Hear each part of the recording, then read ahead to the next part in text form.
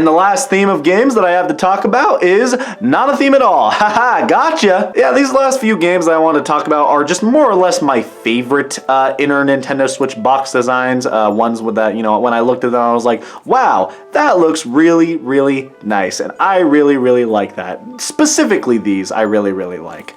And obviously, I showed this off in the beginning. This is The Legend of Zelda Link's Awakening, the remake. You have this very nice looking, sort of just artwork of the game in question. I believe this was actually the artwork that they showed off in the initial trailer when they revealed this game in, I believe it was the February 2019 Nintendo Direct. Yeah, I can remember that, but I can't remember my mom's birthday. But yeah, it's just really nice art. I quite like it. And we're going to be talking about a lot of the ones that I very much quite like for this last category. Next up, we got Ori the Collection. So this is a very nice physical release of both Ori and the Blind Forest Definitive Edition and Ori and the Will of the Wisps. Both games are on one cartridge, which is really nice.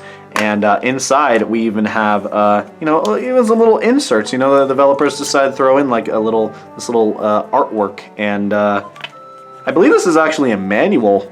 I haven't actually opened this to like really dive into it, but this might even actually have some pages to it. I'm not even quite sure. But then, we also got like a little download code for a digital version of the game's soundtrack, which is really nice. Not really talking about box art, but I mean, hey, I can do whatever I want. But yeah, this one really struck me when I looked at it. I thought this looked really quite nice. I really like it when these inner box art designs just, completely go all out and just have, a full work of art, just like a beautiful looking just image or scenery. And, this is obviously no exception. I bumped the camera. That's how excited I am about this. Super Smash Bros. Ultimate. So admittedly, this one isn't super cool, but I mean, like, this is one of my favorite Nintendo Switch games, and I just think the inner box art is just completely fitting for it. You get all the base characters depicted here in, I believe, the order that they were introduced into the series, barring the Echo Fighters. It's just really nice. I just very much quite like this inner box art. I just think it's very, very appropriate for the Smash Bros. Series. Splatoon 2, a game that I haven't played too terribly much of, but I very much quite like the inner box art we got here. We got almost like a Splatoon 2 like movie poster type design on this side. And on this side we have, similar story but for Samus. I just think that that's very, very nice, just like artwork. And hey, I didn't even notice this until just now. This serves as reversible art. Well, how about that? And it even has the little squid here. That's incredible! I legitimately just noticed that as I was filming this. That is quite neat. Super Mario Maker 2. So this one struck me as particularly cool because the inside box art actually replicates sort of the outside box art here, or the front cover. It kind of has like a similar looking design, but obviously this is in like supposed to be, I believe, the Super Mario 3D World style, with the cat Luigi and the Super Bell and all that. And the inside kind of shows like a retro Mario looking version of that front cover design, which I think is really cool. WarioWare Get It Together. Debatably a worse WarioWare game than WarioWare Move It, but in terms of inner box art designs, I mean, come on. Super Mario 3D World plus Bowser's Fury. Let's take a look at the inside of this game. Very cool looking inner artwork here. I mean, this is obviously like the most sort of like stock art of the whole Bowser's Fury side mode, but I feel like that's doing a disservice saying it's stock art. I just mean like it's the most common sort of like depiction of that mode, like this image in particular, but for a good reason, because this image is beautiful. Look at that fucker, he is pissed. We got Luigi's Mansion 3 here, another one of my favorite Nintendo Switch games. And we got Luigi in the Polterpup here, and we got this is that's the mansion. Kirby and the Forgotten Land, another fantastic game for the Nintendo Switch. So here's the thing about this one. I really like the inner box art design that they put in here, but I also don't. And maybe you'll see why I have very conflicting views on it when I show it off here. What the f is that? Okay, don't get me wrong. This is a very beautiful just image and just art, piece of art from the game. I don't even know if this is from the game. This could have just been like specifically created you know, for this inner box art, or maybe this was just like concept art for the game. I don't even know. But why could they have not like expanded the image or zoomed it in to like fill these like black bars on the top and bottom here? Like why? Like I could have done that in 5 seconds in Photoshop. A real expert probably could do it in 4 seconds. But yeah, I'm not gonna act like this doesn't look cool. And you know, the more that I look at it, maybe these were actually intentionally put here to make this look more cinematic, like you're watching a movie of this game or something. I don't know, I'm trying to make excuses.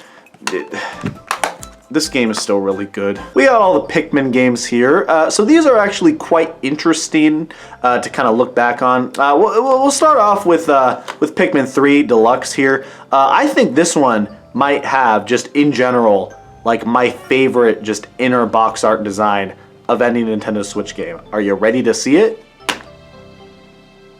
Yeah, maybe you're not too impressed by this. I don't know if this is like fairly impressive to just any old Joe off the street, but as a Pikmin fan and just a lover of like, you know, full works of art like this, I think this is absolutely beautiful.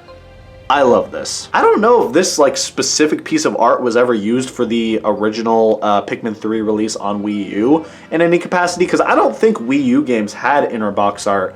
But nevertheless, like, you know, wherever they got this art from, if they made it from scratch or pulled it from somewhere, like, this is absolutely gorgeous. Next up, we got the physical release of Pikmin 1+2, another godsend of a game. The fact that we got both these games on Nintendo Switch around the time of Pikmin 4's release, you know, very, very cool. You might notice that the outer box art is pretty basic here. Obviously, you know, we kind of have like a divide between, you know, the original Pikmin is supposed to be depicted up here, and Pikmin 2 is supposed to be depicted down here. You know, obviously we have the 3 original Pikmin types, and then we have here we got, you know, the purple and the white for what they add, the ones that they added in Pikmin 2, obviously. And what's really cool about this physical release is that on the inside box art here, we got like these very like retro style depictions of both, you know, Pikmin groups from each game here. The models they're using here are supposed to be reminiscent of, you know, how they looked in those original GameCube renders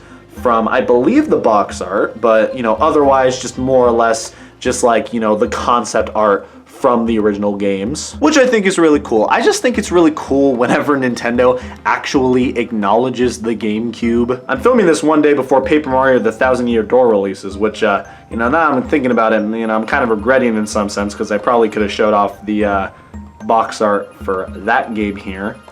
But, hell, maybe I'll throw it in, you know, last minute as like a post-edit thing. I don't know. The inside box art's fine. But anyway, yeah, back to Pikmin.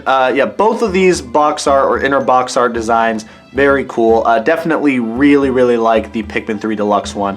But the Pikmin 1+2 inner box art design is also very cool in its own right. Now, in terms of how much I actually enjoy these Pikmin games here, Pikmin 4 is definitely my favorite. I love this game.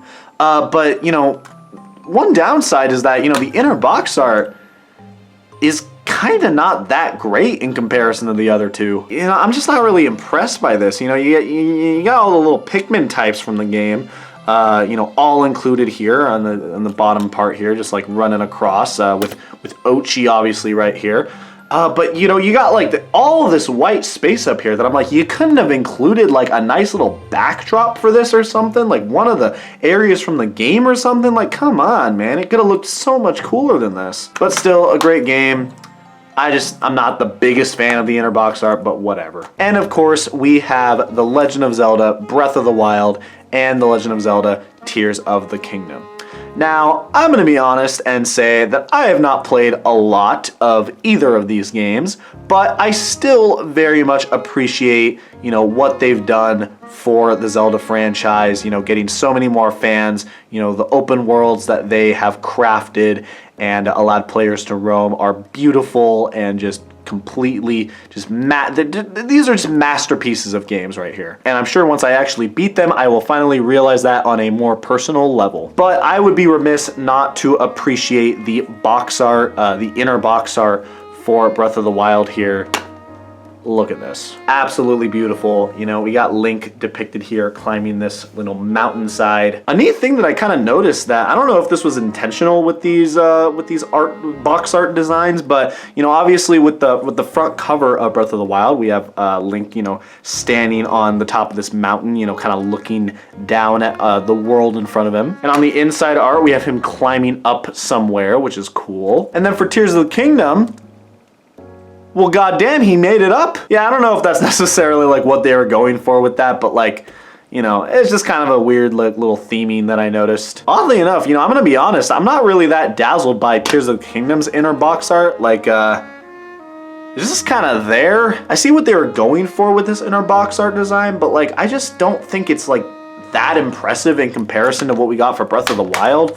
But what do I know? I haven't really played any of this game, so does my opinion really matter? But yeah, hopefully from all of that, you can kind of see why I really appreciate these inner box art designs. And, I hope Nintendo continues to, follow this trend with their next console. Obviously, Nintendo probably won't be doing manuals for the foreseeable future and with their next console and whatnot. But, I think that this is, again, a nice little, just bonus or just, kind of supplement for that.